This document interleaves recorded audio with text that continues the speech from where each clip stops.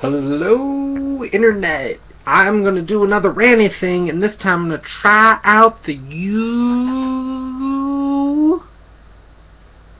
YouTube recorder. I was thinking again, with beer as my humble assistant. Hello, everybody.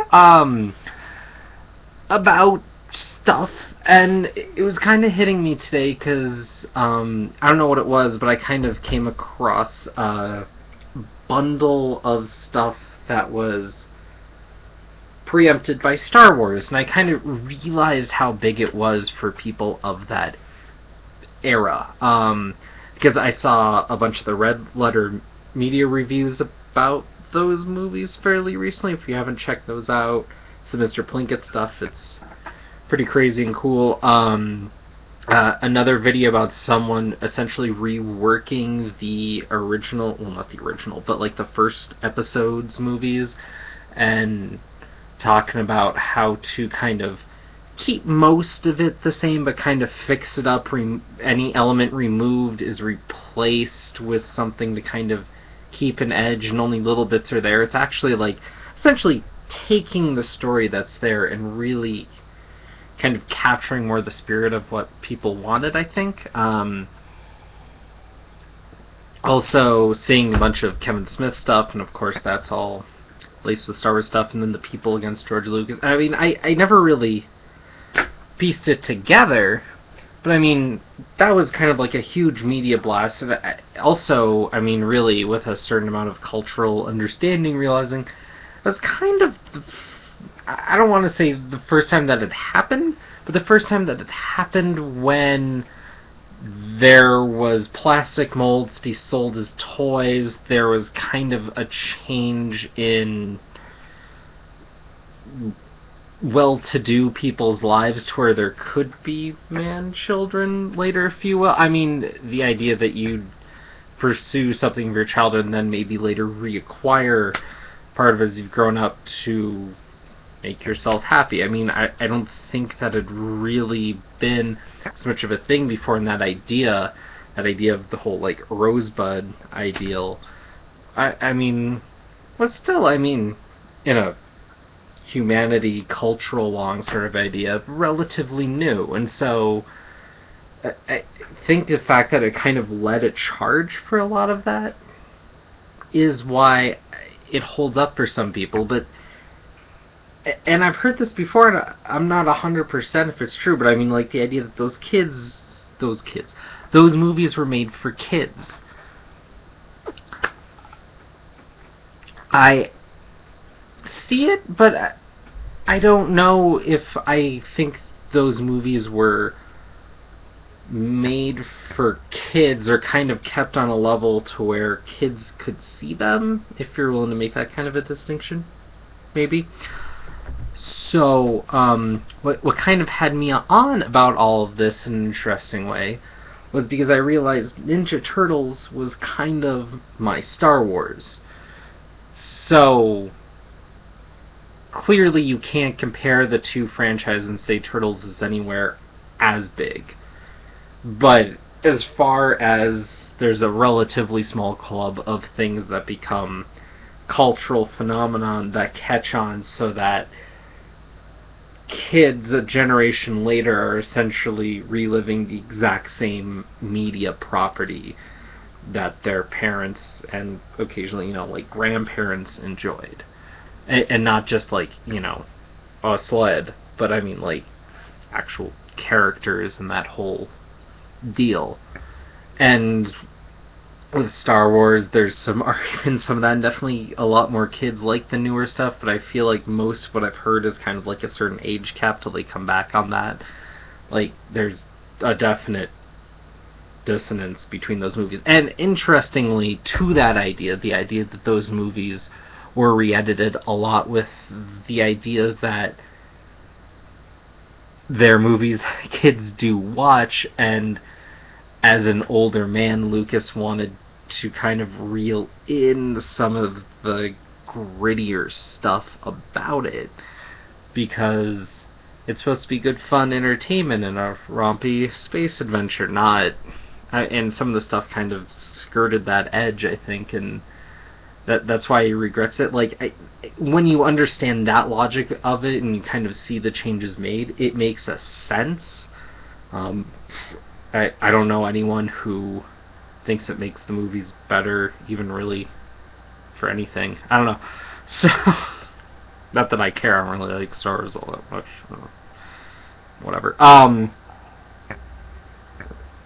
But as a kid growing up, I loved Ninja Turtles, clearly. And then I enjoyed the movies, and then I will admit, like, I cannot take off my nostalgia goggles for the movies. Like, those exact products I saw as a child marketed to me, essentially, my group of adolescent young boys who loved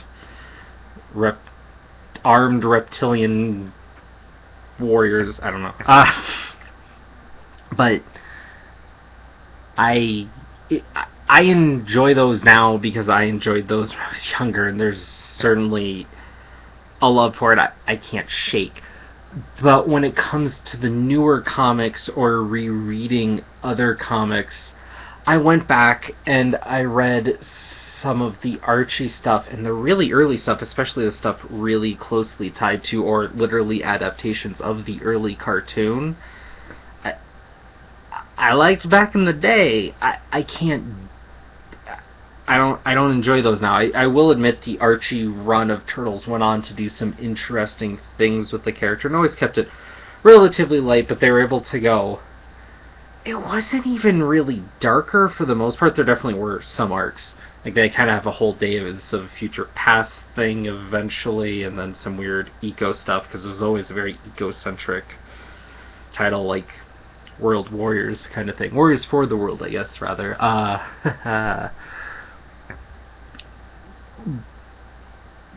And there's some interesting stuff there. Also, the art direction skyrockets in quality after someone left, or after they stopped trying to purely emulate the cartoon and instead do something that worked on their page, which was all eco-recycled pages that didn't always grab colors so great, so you couldn't do as much deviation with the colors. You had to be very primary and like bracketed, like this is green, this is purple, or what have you, and that worked better as opposed to when they tried to have as many shades on that page.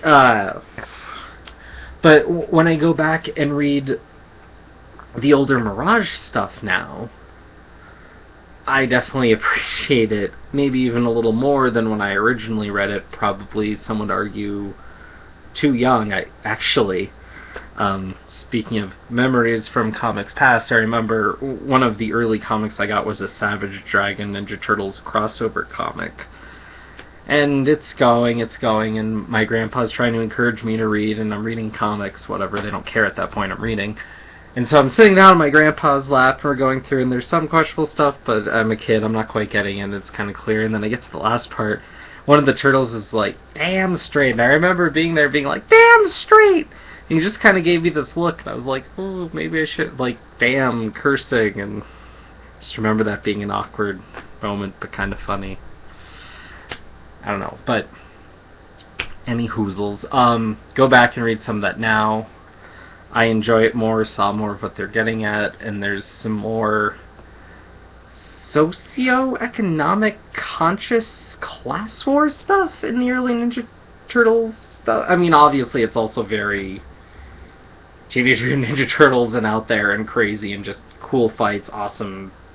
There's some awesome panel layouts, especially with the second fight with Shredder that takes place over many issues before they go off to the farm initially, and some of that stuff I hold up and you really see the influences come out from Frank Miller and Jack Kirby and all that, and you really see all of that, and then the comics move to a more transitional period because they were managing this multimedia monster. They didn't care anymore. Not that they didn't care at all. Kevin Eastman blew most of his fortune trying to fund independent comics and whatnot. However, they did, as part of that, start bringing on a multitude of creators after the return to New York arc, after they get back from the farm. And that's when, if you look at the original volume 1 of Ninja Turtles, you start seeing it going weird places. There's like single issues, 3-issue arcs here and there, and there's just different creators, all different kinds of takes, all this crazy stuff. And it's, people talk about classic Turtles, it's like never what they're talking about. And some of it's kind of hard to read, some of it's interesting, but it's really crazy to see an anthology kind of take on them, except each creator's given their time. It's not just like a few pages, it's a full little deal. And opposite ends of the spectrum, someone taking it really crazy serious and essentially drawing all the turtles like Kappa, and Splinter's this crazy sensei who talks in a bizarre way, and they're dealing with this bird analogy, which is very to that mythology, and it's drawn in this crazy black and white stuff that's really taking advantage of the contrast, and it's a trip. It's kind of hard to parse. It's some interesting comics. I really should reread it before I try to talk like I know what I'm talking about, but I've looked it over, and it's crazy. And then there's the opposite of the spectrum, where someone does like a 80s cartoonish sort of deal, more the adult stuff, so kind of in the vein of like Roger Rabbit, although that wasn't so adult, but more that, and drawn very much in that toon way, and it's not that funny, so it's not that good. And then other crazy stuff, and then we end back with City at War, and then it kind of gets back on track for a while, goes crazy. But I enjoy that, and I do, like, initially when I acquired most of those bizarre issues, I was really confused because I was trying to find, the classic Turtles, and I was just collecting, and this was not that at all, and it was really jarring, because part of what kept me away from a lot of other stuff for a while, because it's very out there, even by a lot of other standards of other stuff I found, and more willing to go that route. But when you're comparing it to Marvel or DC, it's very jarring, and trying to get into it that way and piecing it together makes it interesting. And I've completely lost my point in my ramble at this point. So anyways, I read all this, and I've reread it, and I appreciate it more now. And in doing so, whereas a lot of people, I feel, when you talk about Star Wars and stuff, especially if they're not invested in any of the extended universe, which is like a dirty word to some people, I don't know, it's clear they like Star Wars because it's kind of like a fond childhood memory, it's kind of a cultural touchstone, and all that, and not too many people try to get more out of it, or are really interested in, like, adding a new lens, or seeing... I guess people want to see, like, new movies, but they're not really too invested in the whole deal, as per, like I said, the extended universe kind of being, like, this dirty word. Like, I know tons of people who love Star Wars and collect comics, but sure as hell don't collect Star Wars comics, or really have looked at a lot of the other aspects there. Whereas with the Ninja Turtles, I'm usually really curious to see where things are going. Admittedly, though, I haven't watched the new TV show, partially because I don't think there's a legal way for me to really access it too easily, and I have a feeling it's, just from the animation style, it looks like it's really supposed to be a kid's show, and from the 2 clips I saw, it kind of reinforced that idea. And so I'm good to leave that alone. And I read a couple of the comics based on that show, mostly the Free Comic Book Day one, and it seems alright, but there's no way I'm going to get it or compare it to, like, the Eastman stuff going on currently, or really of past, because it's the same idea, and in a lot of cases they take the same stories, but it's just a different tone, or it's interwoven differently. And a great example of this is the 2003 show, Sharon and Fox, which a lot of people are against because it takes a while to get used to the idea of them not having any pupils.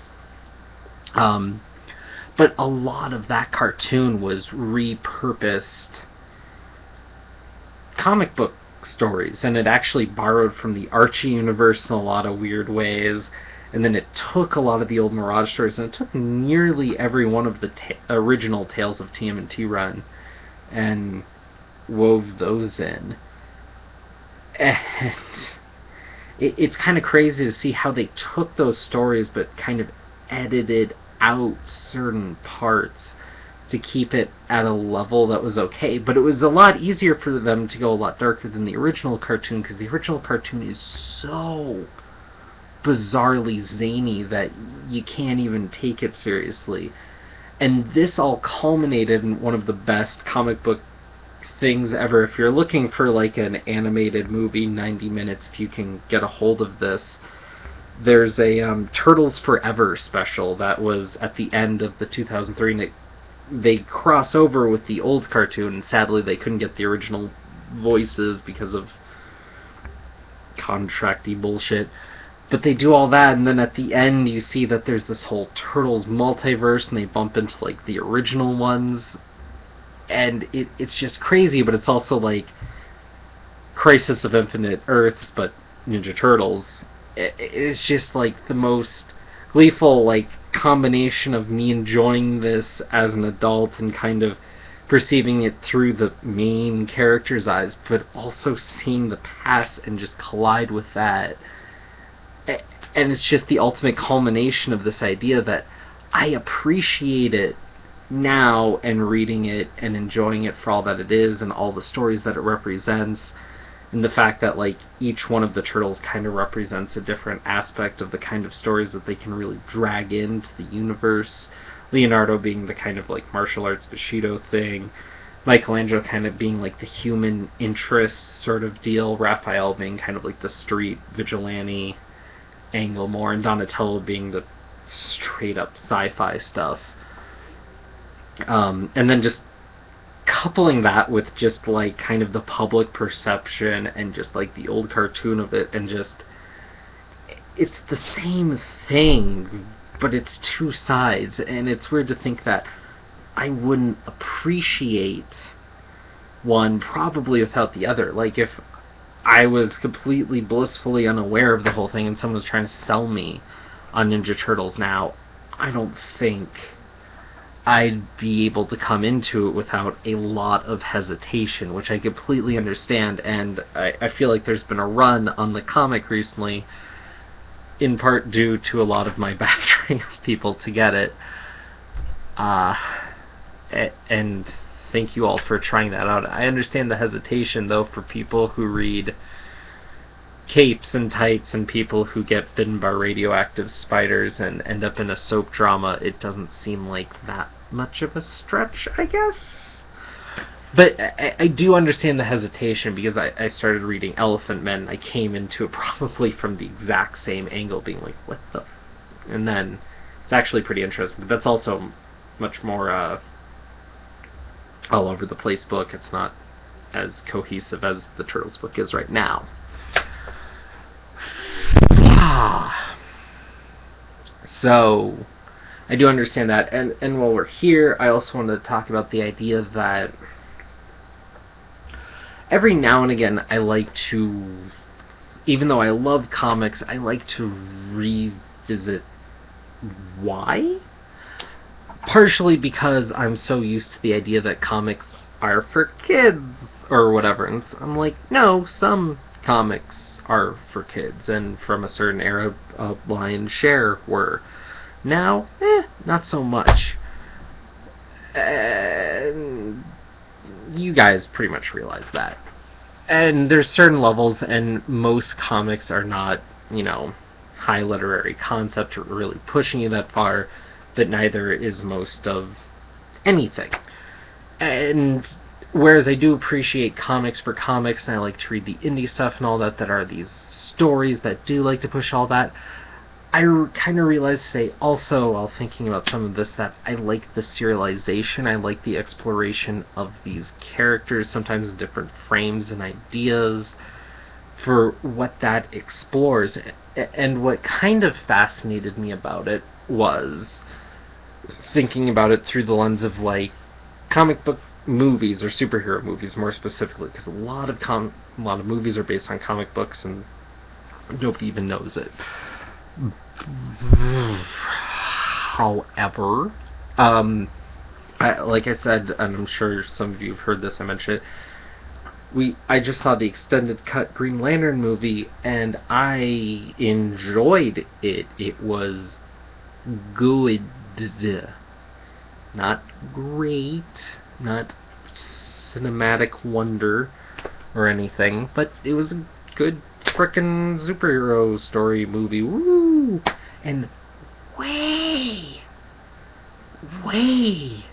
better than, like, the Avengers or most of the Avenger lead-up movies. Mostly being Captain America, which is probably the biggest sin of superhero comic movies. Just for being god-awfully dull. And that's my opinion. A lot of people disagree with it. I'm just... You want to do a Captain America movie about his origin, he's going to fight some World War II stuff, and then we'll do. That's a little more than actually what happened in that movie. So, and then Avengers was, oh boy, they're going to get together, and then fight together. And then it was Joss Whedon, so expect a little bit of all of his checklist. And then, yeah. Anyways, yeah, no, I don't like those movies. I'm not going to really try to justify why I don't. I just don't. But Green Lantern was, I mean, yeah, you don't expect tons, of course. My expectations of a fair deal have been dulled through years of abuse.